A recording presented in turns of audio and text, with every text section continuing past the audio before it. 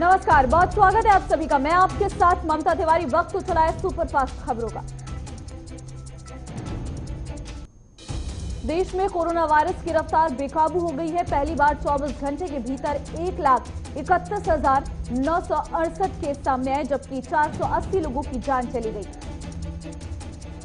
इसी के साथ देश में कोरोना से सक्रिय मामलों की संख्या 9,79,000 के पार पहुंच गई है, जबकि अब तक 1,67,642 लोगों की मौत हो चुकी है।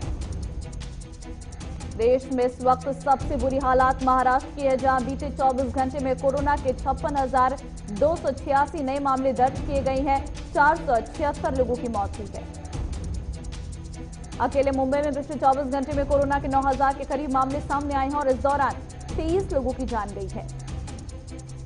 और राजधानी दिल्ली में बीते दिन कोरोना के रिकॉर्ड 7,437 नए मामले सामने आए, 24 लोगों की मौत।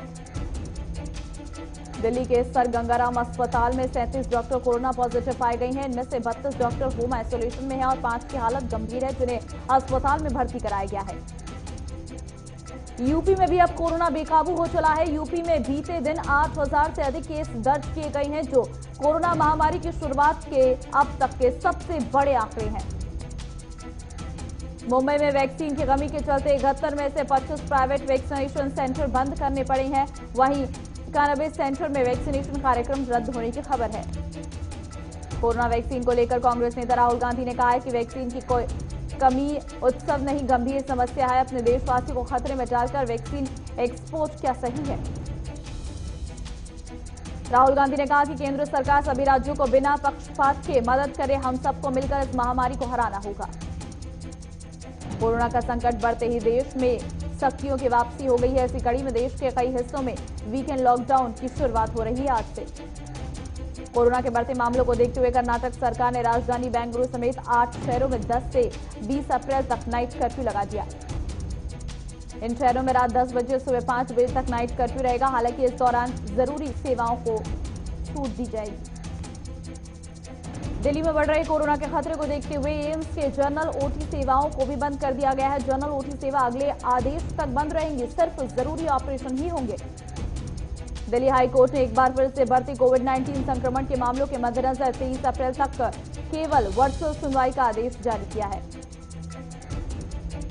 तेलंगाना में मास्क नहीं पहनने पर 1,000 रुपये जुर्माना लगाया जाएगा। मुख्यमंत्री केसीआर ने कहा है कि कोरोना संक्रमण की रोकथाम के लिए मास्क पहनने को सख्ती से लागू करना चाहिए। कोरोना महामारी के बढ़ते प्रकोप के बीच प्रधानमंत्री नरेंद्र मोदी ने मुख्यमंत्रियों के साथ बैठक की। पीएम मोदी ने संकेत दिए हैं कि देशव्यापी लॉकडाउन नहीं लगेगा। पीएम मोदी ने कोरोना टेस्ट में तेजी लाने पर जोर देते हुए कहा है कि कंटेनमेंट जोन में हर व्यक्ति की जांच हो। प्रधानमंत्री नरेंद्र मोदी ने देश में 11 से 14 अप्रैल के बीच टीका उत्सव मनाने की अपील की। उन्होंने कहा कि वैक्सीनेशन के साथ हमें ध्यान रखना है कि लापरवाही न बढ़े।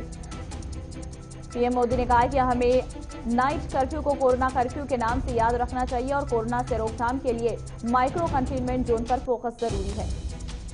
वहीं लॉकडाउन के डर से मुंबई में रहने वाले प्रवासी मजदूरों का पलायन फिर से शुरू हो गया है। मुंबई के Lokmanya Tilak terminal railway station पर मजदूरों की भारी भीड़। देश भर में अब तक 9,43,34,262 लोगों को कोरोना की वैक्सीन लगाई जा चुकी है। जम्मू कश्मीर में सुरक्षा बलों को बड़ी कामयाबी मिली है। सुरक्षा बलों ने अलग अलग मुठभेड़ में 5 आतंकियों को मार गिराया है। जवानों ने शोपियां में 3 आतंकियों को ढेर कर दिया, तो वहीं त्राल में 2 आतंकियों को मार गिराया है। गृह मंत्री अमित शाह बंगाल में रोड शो करेंगे। वहीं बीजेपी प्रत्याशियों के लिए घर घर जाकर वोट भी मांगेंगे। पश्चिम बंगाल में कल चौथे चरण का मतदान होगा। चौथे चरण में कुल 44 विधानसभा सीटों पर वोटिंग होगी। बंगाल में चुनाव के बीच हिंसा का दौर भी जारी है। चौथे चरण के मतदान से पहले हावड़ा में बीजेपी तो कूच बिहार में टीएमसी के उम्मीदवार पर जानलेवा हमले की घटना। पश्चिम बंगाल की मुख्यमंत्री ममता बनर्जी को चुनाव आयोग पर नोटिस भेजकर कल तक जवाब मांगा है।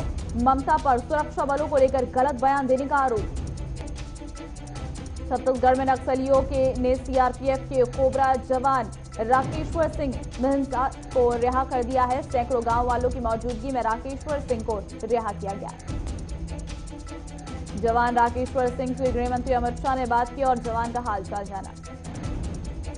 3 अप्रैल को छत्तीसगढ़ के बीजापुर में नक्सलियों के साथ जवानों की मुठभेड़ हुई थी, जिसमें उन्होंने राकेश्वर सिंह का अपहरण कर अपने साथ ले गए थे। उत्तर प्रदेश के मुख्यमंत्री योगी आदित्यनाथ आज प्रयागराज और वाराणसी का दौरा करेंगे। इस दौरान सीएम योगी कोरोना से बचाव के लिए हुए इंतजामों की समीक्षा करेंगे।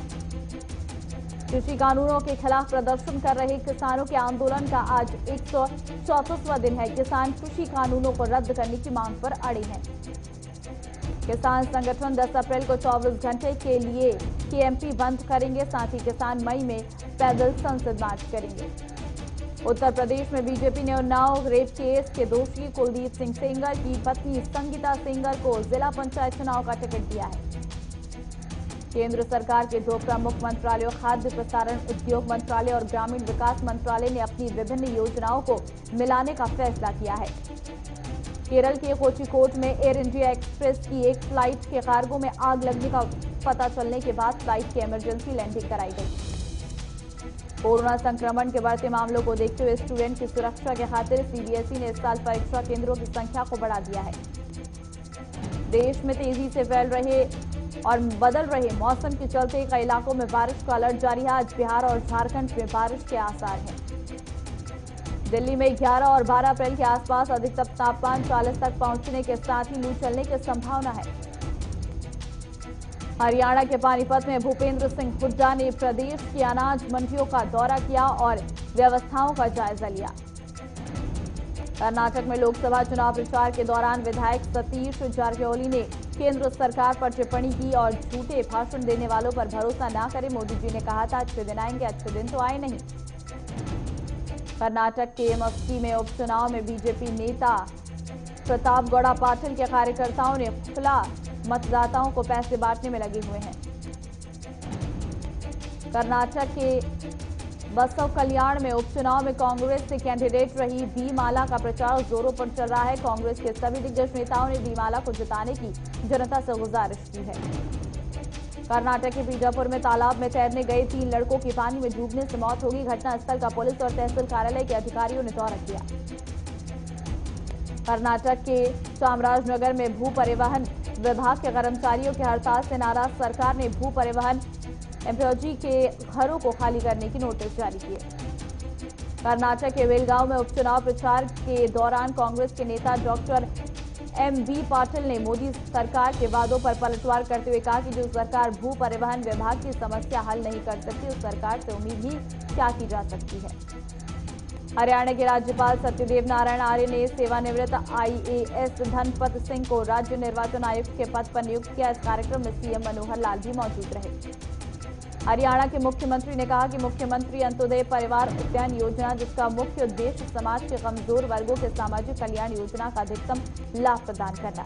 बिहार के सुपौल में सदर थाना के नए प्रभारी विनोद कुमार को बनाए जाने पर विनोद कुमार ने कहा कि मेरी पहली प्राथमिकता अपराध पर नियंत्रण करना होगा। हरियाणा विधानसभा परिसर में मुख्यमंत्री मनोहर लाल का अकाली विधायकों ने घेराव किया। बता दें कि कमेटी सदस्य की जांच रिपोर्ट से हरियाणा विधानसभा नाखुश। यूपी को बाराबंकी में मोहम्मद रफीक अली के खिलाफ कुर्की की कार्रवाई की गई है, जिसमें आरोपी के पास से 1 करोड़ 15 लाख रुपए की संपत्ति जब्त की गई। यूपी के मुजफ्फरनगर में जिला कलेक्ट्रेट में नामांकन के दौरान बीजेपी नेताओं ने भी खूब जमकर आचार संहिता और सोशल डिस्टेंसिंग की धज्जियां उड़ाई। उत्तर प्रदेश के ललितपुर में मासूम के साथ दुष्कर्म के प्रयास का मामला सामने आया है, जहां पुलिस ने मामले को दर्ज कर आरोपी को गिरफ्तार कर लिया।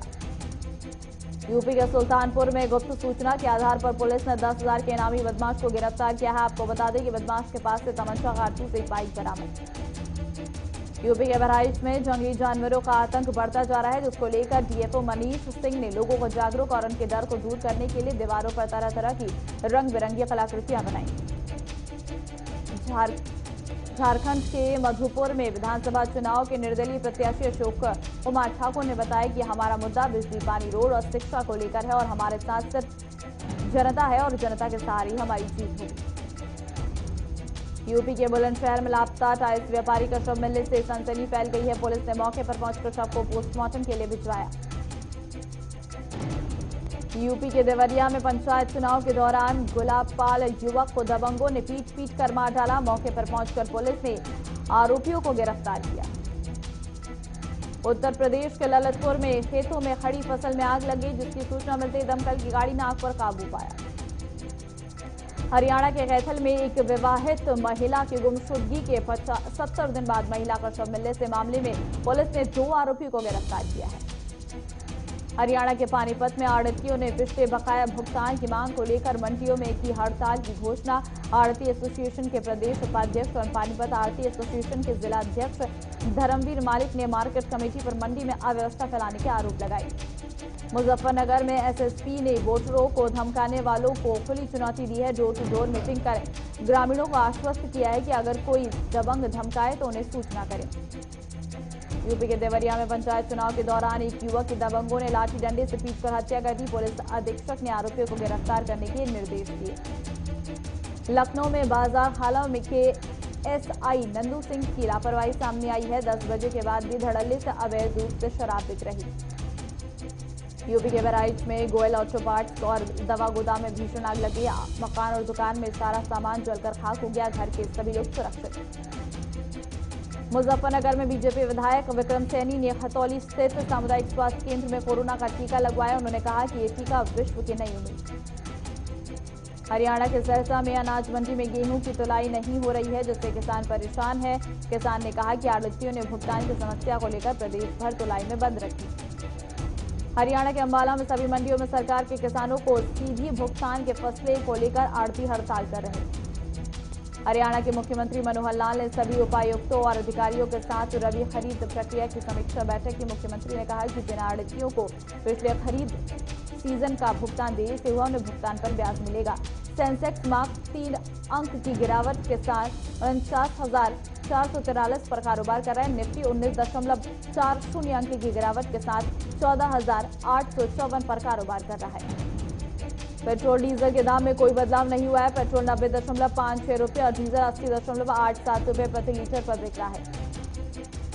अगर आप अपने निवेश पर फिक्स डिपॉजिट से अधिक रिटर्न चाहते हैं तो आप पोस्ट ऑफिस की स्कीम्स में निवेश कर सकते हैं। पोस्ट ऑफिस के किसान विकास पत्र, national saving certificate, time deposit scheme और मंथली इनकम स्कीम में निवेश करके आप अधिक ब्याज पा सकते हैं। सहकारी संघ इफ्को ने गैर यूरिया खादों की कीमतें बढ़ने की खबरों के बाद सफाई दी है। इफ्को ने स्पष्ट कर दिया कि उसके पास 11.26 लाख टन ओवरको का पुराना स्टॉक रखा है। पहले के दाम पर ही स्टॉक की बिक्री होती रही। Federation of Indian small medium enterprises के महासचिव अनिल भारद्वाज का कहना है कि कच्चे माल की कीमतों में भारी बढ़ोतरी से उद्यमी पुरानी दर पर दिए गए अपने ऑर्डर को पूरा करने में सक्षम नहीं है। एमएसएमई को मुख्य रूप से स्टील, मोलर्ड के इस्तेमाल होने वाले granules, craft papers, chemicals, plastic और कॉटन जैसे कच्चे माल की कमी हो रही है। बढ़ती कीमतों पर काबू पाने के लिए सरकार मौका मिलते ही ईरान के कच्चे तेल का आयात शुरू कर देगी। पेट्रोलियम मंत्रालय इसकी तैयारी कर रहा। ईरान से कच्चे तेल के आयात से भारत को बढ़ती महंगाई को काबू करने में मदद मिलेगी। सूत्रों के मुताबिक ईरान पर लगे प्रतिबंध में ढील मिलते ही भारत वहां से कच्चे तेल का आयात शुरू कर देगा। Federation of automobile dealer association ने मार्च में रजिस्ट्रेशन होने वाली गाड़ियों के आंकड़े जारी कर दिए हैं। इन आंकड़ों के मुताबिक सालाना आधार पर व्हीकल रजिस्ट्रेशन में 28.67% की गिरावट। दुनिया में इस वक्त कोरोना वायरस का आंकड़ा 13,37,96,725 तक पहुंच गया है। वहीं 2,90,922 लोगों की जान जा चुकी है। दुनिया में अभी तक सबसे अधिक संक्रमित देश अमेरिका बना हुआ है। यहां पर संक्रमितों का आंकड़ा 41 लाख है। वहीं मरने वालों की संख्या 5,60,084 तक पहुंच गई है। यूएस के बाद दूसरा संक्रमित देश ब्राजील बना हुआ है। यहां पर भी आंकड़े लगातार बढ़ रहे हैं। मौतों के मामले में मेक्सिको तीसरे स्थान पर आता है। यहां पर 2 लाख से अधिक मौत हो चुकी है। अमेरिका में टेक्सास के वायन में गोलीबारी की घटना सामने आई, जिसमें एक व्यक्ति की मौत हो गई जबकि 5 लोग घायल हैं। बताया गया कि हमलावर ने ब्रायन के कस्टम कैबिनेट प्लांट में दोपहर करीब 2:30 बजे अंधाधुंध फायरिंग शुरू कर दी। हमलावर यही नहीं काम करने वाले शख्स बताया गया है। संदिग्ध को हिरासत में लिया है। पाकिस्तान के प्रधानमंत्री इमरान खान अपने देश में दुष्कर्म के बढ़ते मामलों पर बयान देकर घिर गई हैं। उन्हें न सिर्फ अपने मुल्क बल्कि विदेश में भी आलोचना का सामना करना पड़ रहा। पूर्व पत्नी जेमिमा ने भी उनको फटकार लगाई है। इमरान ने दुष्कर्म के बढ़ते मामलों के लिए बॉलीवुड महिलाओं के छोटे कपड़े और पश्चिमी संस्कृति को जिम्मेदार ठहराया। कोरोना के बढ़ते मामलों को देखते हुए न्यूजीलैंड ने भारतीयों के आने पर रोक लगा दी है। भारतीयों की न्यूजीलैंड में एंट्री पर बैन 11 अप्रैल से 28 अप्रैल तक लागू रहेगा। चीन ने कहा है कि कोविड वैक्सीन मामले में ताइवान पराग्वे को लेकर बेवजह विवाद खड़ा हो रहा है। ताइवान ने दक्षिण अमेरिकी देश को वैक्सीन दिलाने के लिए न केवल भारत से वार्ता की बल्कि उसे तत्काल 1 लाख खुराकें भी दिलवाई। बांग्ला एक्ट्रेस और टीएमसी सांसद नुसरत जहां का लेटेस्ट फोटोशूट चर्चा में बना हुआ है। इस फोटोशूट में नुसरत काफी बोल्ड लुक में नजर आ रही। सांसद की ये तस्वीरें सोशल मीडिया पर तेजी से वायरल हो रही हैं। वहीं इस पर लगातार यूजर कमेंट कर अपनी प्रतिक्रिया दे रही हैं। उनकी इन तस्वीरों से सोशल मीडिया पर तहलका मचा रखा है। फिल्म अभिनेता संजय कपूर और मिहिर कपूर की बेटी शनाया कपूर जल्द ही बॉलीवुड में डेब्यू करने वाली है। शनाया को फिल्म इंडस्ट्री में फेमस फिल्म निर्देशक करण जौहर लॉन्च करेंगे। अभिनेत्री और शिवसेना नेता उर्मिला मातोंडकर ने गुरुवार को मोदी सरकार से महाराष्ट्र को कोरोना वायरस की वैक्सीन देने की मांग की। साथ ही उन्होंने ये भी कहा कि राज्य में वैक्सीन की सप्लाई में कमी है। उर्मिला ने कहा है कि महाराष्ट्र को वैक्सीन की कम आपूर्ति की जा रही है, जबकि पूरे भारत में कोरोना महामारी की दूसरी लहर में सबसे अधिक प्रभावित महाराष्ट्र है। इंडियन प्रीमियर लीग के 14वें सत्र की शुरुआत आज से होने जा रही है। इसके मद्देनजर ब्रॉडकास्टर्स ने 100 कमेंटरों की लिस्ट जारी की है। हिंदी समेत कुल 8 भाषाओं में इसका प्रसारण होगा। आईपीएल का प्रसारण अंग्रेजी, हिंदी, तमिल, तेलुगु, कन्नड़, मलयालम, बंगाली और मराठी में होगा। पूर्व भारतीय कप्तान सुनील गावस्कर, गौतम गंभीर और इरफान पठान हिंदी कमेंट्री के पैनलिस्ट हैं। महान बल्लेबाज ब्रायन लारा और ऑस्ट्रेलिया के पूर्व तेज गेंदबाज ब्रेट ली उन 5 पैनलिस्टों में शामिल है जो विस्तृत विश्लेषण कमेंट्री करेंगे। मुंबई इंडियंस के कप्तान रोहित शर्मा ने बायो बबल में रहने को लेकर बड़ा बयान दिया। उन्होंने कहा है कि वो भाग्यशाली हैं कि ऐसे समय में क्रिकेट खेल पा रहे हैं जब बायो सिक्योर बबल से बाहर कई लोग अपनी मनपसंद गतिविधियों में शामिल नहीं हो पा रहे। इंडियन प्रीमियर लीग के पहले मैच में मुंबई इंडियंस और रॉयल चैलेंजर्स बेंगलुरु की टीम आमने सामने होगी। और फिलहाल वक्त एक ब्रेक का, फौरन लौटेंगे। खबरों से अपडेट रहने के लिए JQ24/7 न्यूज के YouTube चैनल को आज ही सब्सक्राइब करें और हमारे Facebook पेज को भी अभी फॉलो करें।